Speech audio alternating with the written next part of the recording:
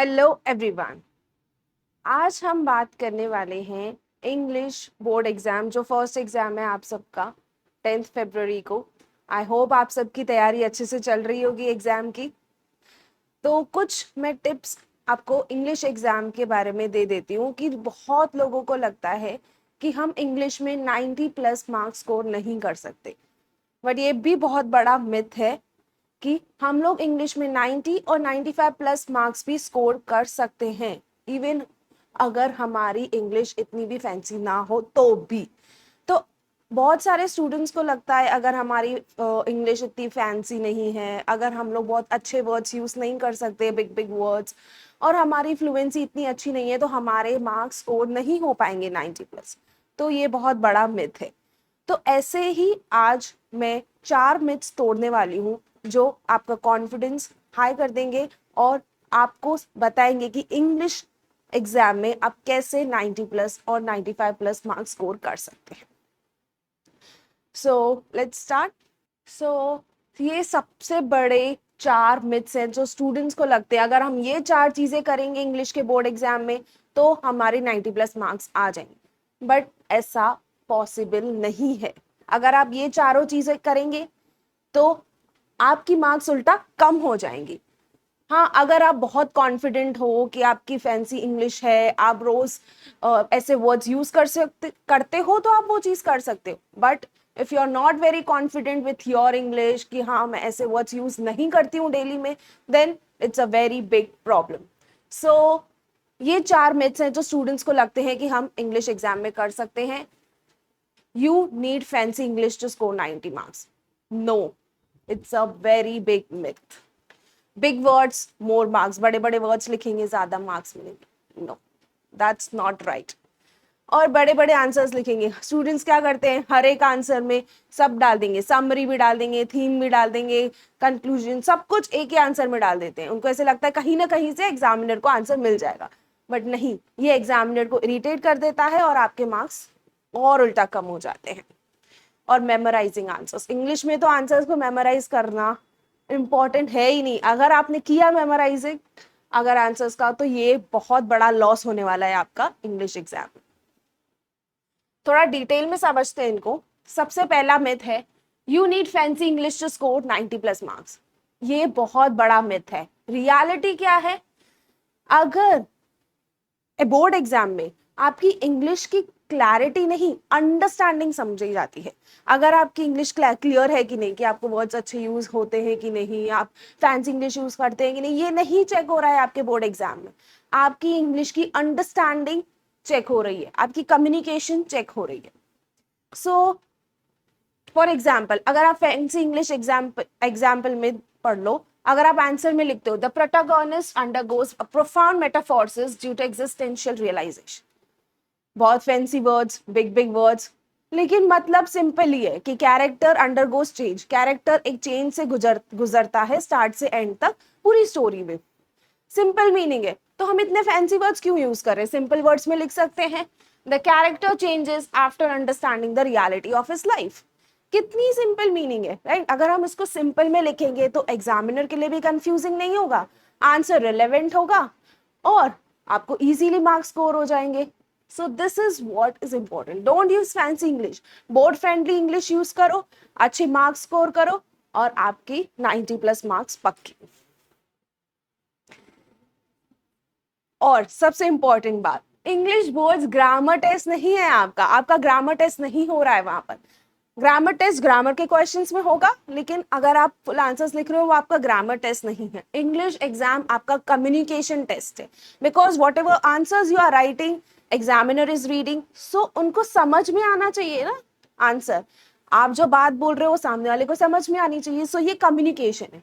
So English exam आपका communication test है। सबसे बड़ा ट्रूथ, अगर आप सिंपल वर्ड्स लिखते हो तो आपकी क्लियर मीनिंग हो रही है, और आपकी क्लियर मीनिंग है तो आपको ज्यादा मार्क्स मिलेंगे, एग्जामिनर खुश, आपके मार्क्स ज्यादा। सो ये सबसे बड़ा मिथ है फैंसी इंग्लिश लिखना और हमको 90 प्लस स्कोर होंगी। ये myth is a big no. और दूसरा सबसे बड़ा मिथ है, लोगों को लगता है, स्टूडेंट्स को लगता है कि अगर बिग बिग वर्ड्स लिखेंगे हम लोग और बिग वर्ड्स लिख के थियोसॉरस यूज कर लेंगे और चैट जीपीटी यूज करके ऐसे बिग वर्ड्स ढूंढकर वही आंसर में लिख के आएंगे। No, big words is equals to more marks, it's a big no. Small words, जो आपको वर्ड्स मालूम है, जिनके मतलब आपको अच्छे से पता है, जो आपके सेंटेंस में सूट होंगे, वही वर्ड्स यूज करने हैं आपको। जैसे कि the poet illustrates the futility of human endeavors। अभी इसमें बहुत बारे बड़े बड़े वर्ड्स हैं, आपको शायद इनकी वर्ड्स कंफ्यूजिंग हो जाए। अगर इन सेंटेंस में वर्ड यूज करने में आपकी ग्रामर मिस्टेक हो जाती है तो सेंटेंस का मतलब चेंज हो जाएगा और एग्जामिनर को वो कंफ्यूजिंग लगेगा। और अगर एग्जामिनर को कंफ्यूजिंग लगा, वहां पर आपकी मार्क्स तो खतरे में है, राइट। सो वर्ड्स करेक्ट है यहाँ पर जो मैंने यूज किए, लेकिन अननेसेसरी है, इंपॉर्टेंट नहीं है यहाँ पे। सो बेटर क्या है, आप नॉर्मल इंग्लिश में, सिंपल इंग्लिश में लिखो, the poet explains that human efforts are often meaningless. कितनी सिंपल इंग्लिश है, मतलब भी सेम है, कंफ्यूजिंग भी नहीं है, ग्रामर मिस्टेक की गुंजाइश भी नहीं है। So why not use this and get good marks, right. So this is also, this myth is also busted. So सबसे इंपॉर्टेंट बात, एग्जामिनर आपसे इंप्रेस्ड नहीं होना चाहिए, एग्जामिनर आपसे सेटिस्फाइड होना चाहिए। नॉट इम्प्रेस्ड, सेटिस्फाइड होना चाहिए आपके आंसर से। सो यही एक गोल्डन रूल है ये वाले मिथ के लिए। अगर आप किसी भी वर्ड पे कॉन्फिडेंट हो तो ही वो वर्ड यूज करो, वरना वो वर्ड यूज ना करो। Okay, I think second myth is also clear, also Busted. अभी थर्ड चीज, राइटिंग लॉन्ग आंसर्स। ये तो बहुत बड़ी दिक्कत है सब स्टूडेंट्स के साथ। क्या करते हैं, 3 पेजेस का आंसर, हर जगह पे अगर क्वेश्चन में समरी और थीम पूछा गया है, समरी डाल देंगे, पूरी स्टोरी डाल देंगे कि कहीं ना कहीं से एग्जामिनर को आंसर मिल जाएगा। लॉन्ग आंसर्स लिखेंगे, किसी भी आंसर में क्लियर पॉइंट नहीं दी गई है, क्वेश्चंस का डायरेक्ट आंसर नहीं मिल रहा है आपके पूरे आंसर में, तो ये बहुत डिसअपॉइंटिंग हो जाता है एग्जामिनर के लिए। वो थक गया है ऑलरेडी बहुत सारे पेपर्स चेक कर करके, तो आपके इतने लॉन्ग आंसर्स पढ़ने का उनके पास टाइम नहीं है। So why not use direct answers, clear point, जहां पे उनको स्टार्टिंग में पता चल जाए कि आपको आंसर पता है, तो वो खुश होकर आपको वहीं पे ही मार्क्स दे देंगे। So short but strong answer, आपकी ओपनिंग डायरेक्ट होनी चाहिए, स्टार्ट में आपका आंसर पूरा क्लियर होना चाहिए एग्जामिनर को, और 2-3 रेलेवेंट पॉइंट्स बीच में होनी चाहिए। And then conclusion should also be good, conclusion भी आपका स्ट्रॉन्ग होना चाहिए, जिससे पता चले एग्जामिनर को यस इन्होंने अपनी पॉइंट प्रूव करी और उनका आंसर उनको कॉन्फिडेंटली पता है। So rather than using long answers, use short but strong answers. Okay,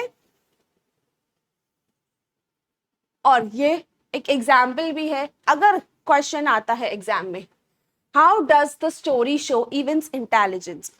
सो ये नॉवेल में आ सकता है, आपको नॉवेल में बहुत सारे कैरेक्टर्स होते हैं, कैरेक्टर्स के बारे में आपको क्वेश्चंस आएंगे, तो आप वीक आंसर में क्या लिखोगे, सब कुछ डाल दोगे, पूरी स्टोरी लिख दोगे, पूरी समरी लिख दोगे। बहुत सारे स्टूडेंट्स ऐसे करते हैं, समरी पर सिर्फ नॉवेल की समरी पढ़ के जाते हैं, फिर समरी हर एक आंसर में डाल देते हैं। ये नहीं है, आप भले समरी पढ़ो लेकिन थीम समझ कर जाओ, उसका कैरेक्टर्स की ग्रोथ समझ कर जाओ। ये सारी चीजें इंपॉर्टेंट है समझना, क्योंकि आंसर क्वेश्चंस इसी के बेसिस पे आते हैं। क्वेश्चंस ये नहीं आते कि समरी लिखो नॉवेल की, नहीं, थीम लिखो, पॉइंट्स लिखो, बॉडी लिखो, कंक्लूजन लिखो, ये सारी चीजें इंपॉर्टेंट होती है। सो वीक आंसर में आप सब लिख दोगे, ये जेल का सीन भी, गवर्नर भी, समरी भी, लेकिन अगर आप स्ट्रॉन्ग आंसर लिखना चाहते हो तो सिर्फ इवन की इंटेलिजेंस कैसे शो करी गई है वो लिखो। Intelligence shown through careful planning, language use, presence of mind during the exam. So this shows the clear answer, examiner के लिए क्लियर हो जाएगा यहाँ पर आपका आंसर। ये है सबसे बड़ा truth bomb. English board exams में क्वालिटी चाहिए आपके आंसर्स की, क्वांटिटी नहीं, quality more than quantity.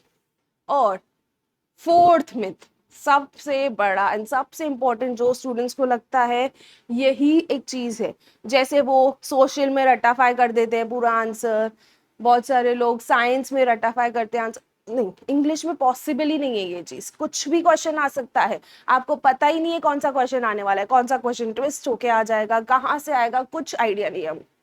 So memorising answer is not safe.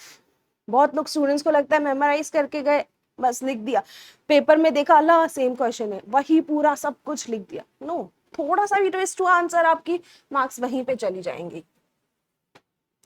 लोग गाइड आंसर्स याद करके जाएंगे, ऑनलाइन नोट्स जो उन्होंने पढ़े होंगे, कोचिंग में जो उन्होंने पढ़ा है पूरा पूरा रट के चले जाएंगे। Bad thing. सो लेकिन बोर्ड एग्जाम्स में क्या होता है, क्वेश्चन थोड़ा सा भी ट्विस्ट होकर आ गया, थोड़ा सा भी, आपका आंसर पूरा रॉन्ग हो जाएगा। इंग्लिश ऑलरेडी बहुत ही डेंजरस लैंग्वेज है, थोड़ा भी ट्विस्ट हो जाता है कभी कभी पता भी नहीं चलता है। सेम आंसर फिट नहीं होता उसमें, आप सोच रहे हो कि इतना सा तो फर्क है, सेम आंसर फिट हो जाएगा, नहीं ऐसा नहीं होता है, वो सेम आंसर फिट नहीं होता है, मीनिंग चेंज हो जाती है। और वहां पे अगर आपको ऐसे लगा कि अरे फिट नहीं होगा आंसर, आप पैनिक कर जाओगे, उस पैनिक में आपके बाकी के आंसर्स भी थोड़े मिस्टेक्स हो जाएंगी, राइट। सो ये पैनिक को हटा के मेमोराइजिंग नहीं करो, अंडरस्टैंड करो कॉन्सेप्ट को, और इजीली आप लिख सकते हो अपनी भाषा में। अगर आपको पता है आंसर क्या है, कॉन्सेप्ट पता है, अपनी भाषा में लिखो, दैट्स गुड।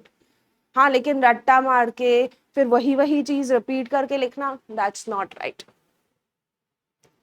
और मेमोराइजिंग आंसर का एक और बड़ा प्रॉब्लम है, समझो आपसे क्वेश्चन पूछा क्या थीम, आप थीम में भी पूरी समरी लिख कर आ रहे हो, तो एग्जामिनर तो इरिटेट हो जाएगा ना आपके आंसर से, पूरी पूरी समरी कितनी बार पढ़ेगा वो।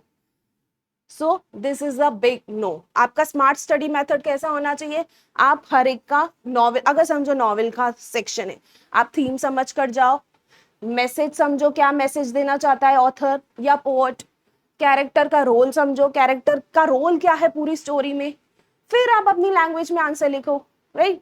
सो ये इजी भी है, टाइम कंज्यूमिंग भी नहीं है, और आपके लिए बहुत स्कोरिंग भी है।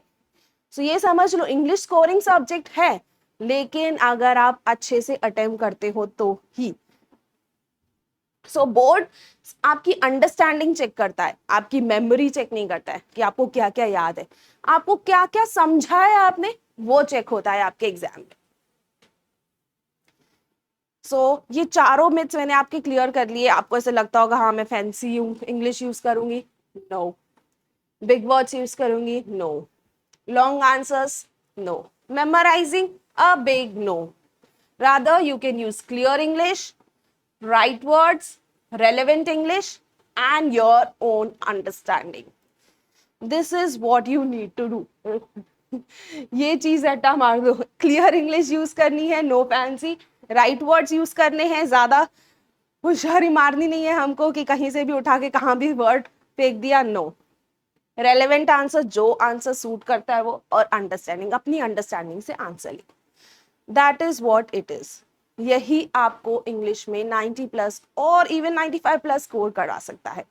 सो आई होप आपको ये बात समझ में आ गई होगी, and this is my time, and thank you so much for listening to me, and all the best all of you for your exams.